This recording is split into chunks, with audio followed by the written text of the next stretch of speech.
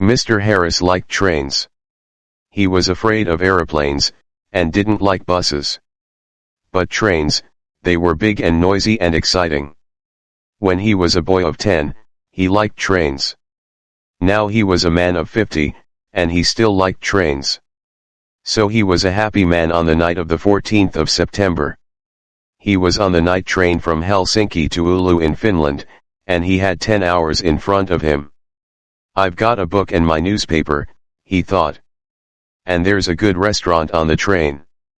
And then I've got 2 weeks holiday with my Finnish friends in Oulu. There weren't many people on the train, and nobody came into Mr. Harris's carriage. He was happy about that. Most people on the train slept through the night, but Mr. Harris liked to look out of the window, and to read and think. After dinner in the restaurant, Mr. Harris came back to his carriage, and sat in his seat next to the window. For an hour or two he watched the trees and lakes of Finland out of the window. Then it began to get dark, so he opened his book and began to read. At midnight the train stopped at the small station of Otava. Mr. Harris looked out of the window, but he saw nobody. The train moved away from the station, into the black night again. Then the door of Mr. Harris's carriage opened, and 2 people came in. A young man and a young woman. The young woman was angry. She closed the door and shouted at the man, "Carl! You can't do this to me." The young man laughed loudly and sat down. Mr. Harris was a small, quiet man. He wore quiet clothes, and he had a quiet voice. He did not like noisy people and loud voices. So he was not pleased. Young people are always noisy, he thought. Why can't they talk quietly? He put his book down and closed his eyes. But he could not sleep because the 2 young people didn't stop talking. The young woman sat down and said in a quieter voice, "Carl, you're my brother and I love you, but please listen to me. You can't take my diamond necklace. Give it back to me now. Please." Carl smiled. "No, Elena," he said. "I'm going back to Russia soon, and I'm taking your diamonds with me." He took off his hat and put it on the seat. "Elena, listen. You have a rich husband, but I have no money. I have nothing. How can I live without money? You can't give me money, so I need your diamonds, little sister." Mr. Harris looked at the young woman. She was small, with black hair and dark eyes. Her face was white and afraid. Mr. Harris began to feel sorry for Elena. She and her brother didn't look at him once. "Can't they see me?" he thought. "Carl," Elena said. Her voice was very quiet now, and Mr. Harris listened carefully. "You came to dinner at our house tonight, and you went to my room and took my diamond necklace. How could you do that to me? My husband gave the diamonds to me. They were his mother's diamonds before that. He's going to be very, very angry, and I'm afraid of him." Her brother laughed. He put his hand in his pocket, then took it out again and opened it slowly. The diamond necklace in his hand was very beautiful. Mr. Harris stared at it. For a minute or two nobody moved and it was quiet in the carriage. There was only the noise of the train, and it went quickly on through the dark cold night.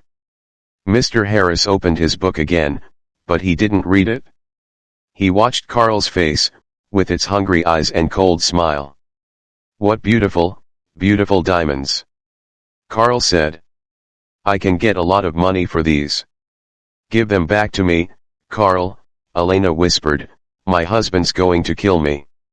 You're my brother. Please help me. Please." The diamond necklace in Carl's hand was very beautiful. Carl laughed again, and Mr. Harris wanted to hit him. "Go home, little sister," Carl said. "I'm not going to give the diamonds back to you. Go home to your angry husband." Suddenly there was a knife in the young woman's hand. A long, bright knife. Mr. Harris watched with his mouth open. He couldn't speak or move. "Give the diamonds back to me," Elena cried. "Or I'm going to kill you." Her hand on the knife was white. Carl laughed and laughed. "What a sister," he said. "What a kind, sweet sister. No, they're my diamonds now. Put your knife away, little sister." But the knife in the white hand moved quickly, up, then down. There was a long, terrible cry, and Carl's body fell slowly onto the seat.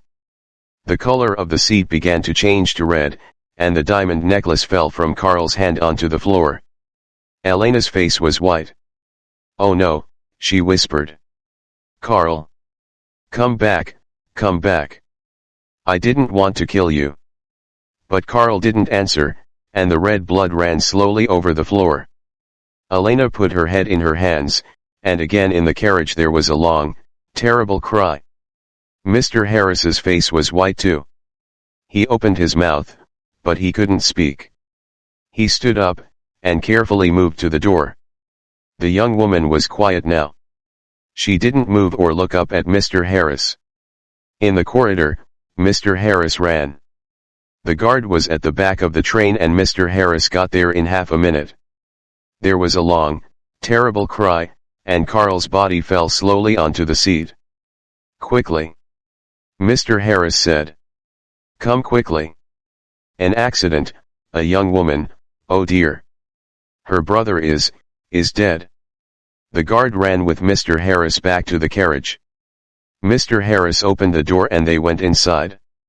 There was no dead body of a young man. There was no young woman, no blood, no knife, no diamond necklace. Only Mr. Harris's bags and his hat and coat. The guard looked at Mr. Harris, and Mr. Harris looked at him. "But," Mr. Harris began. "But they were here. I saw them. She, the young woman, she had a knife and she killed her brother." "A knife, you say?" the guard asked. "Yes," Mr. Harris said quickly. "A long knife, and her brother took her diamonds, so she—" "Ah, diamonds," the guard said. "Was the young woman's name Elena?" he asked. "Yes, it was," Mr. Harris said. "How do you know that? Do you know her?" "Yes, and no," the guard said slowly. He thought for a minute, then looked at Mr. Harris. "Elena de Serenelli," he said. "She had dark eyes and black hair. Very beautiful. She was half Italian, half Finnish. Her brother was a half-brother. They had the same father, but his mother was Russian, I think." "Was? Had?" Mr. Harris stared at the guard. "But she, Elena, she's alive." "And where is she?" "Oh no," said the guard. "Elena de Serenelli died about 80 years ago. After she killed her brother with a knife, she jumped off the train, and died at once. It was near here, I think." He looked out of the window, into the night. Mr. Harris's face was very white again. 80 years ago, he whispered. "What are you saying? Where, she and her brother?" "But I saw them." "Yes, that's right," the guard said. "You saw them, but they're not alive. They're ghosts. They often come on the night train at this time in September. I never see them, but somebody saw them last year. A man and his wife. They were very unhappy about it. But what can I do? I can't stop Elena and Carl coming on the train." The guard looked at Mr. Harris's white face. "You need a drink," he said. "Come and have a vodka with me." Mr. Harris didn't usually drink vodka, but he felt afraid. When he closed his eyes, he could see again Elena's long knife and could hear her terrible cry. So he went with the guard to the back of the train. After the vodka, Mr. Harris felt better. He didn't want to sleep, and the guard was happy to talk. So Mr. Harris stayed with the guard and didn't go back to his carriage. "Yes," the guard said, "it's a famous story. I don't remember it all. It happened a long time ago, of course. Elena's father was a famous man here in Finland. He was very rich once, but he had 3 or 4 wives and about 8 children. And he liked the good things of life. So there wasn't much money for the children. Karl, the oldest son, was a bad man, people say. He wanted an easy life, and money in his hand all the time. Yes, the guard said, it's a famous story. The train hurried on to Oulu through the black night, and the guard drank some more vodka. Now, Elena, he said. She didn't have an easy life with those 3 difficult men, her father, her brother, her husband. One year she visited her mother's family in Italy, and there she met her husband, Mr.Harris. He was rich, but he wasn't a kind man. They came back to Finland, and Karl often visited their house. He wanted money from his sister's rich husband.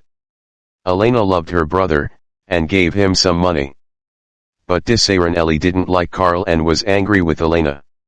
He stopped giving her money, and after that, well, you know the story now.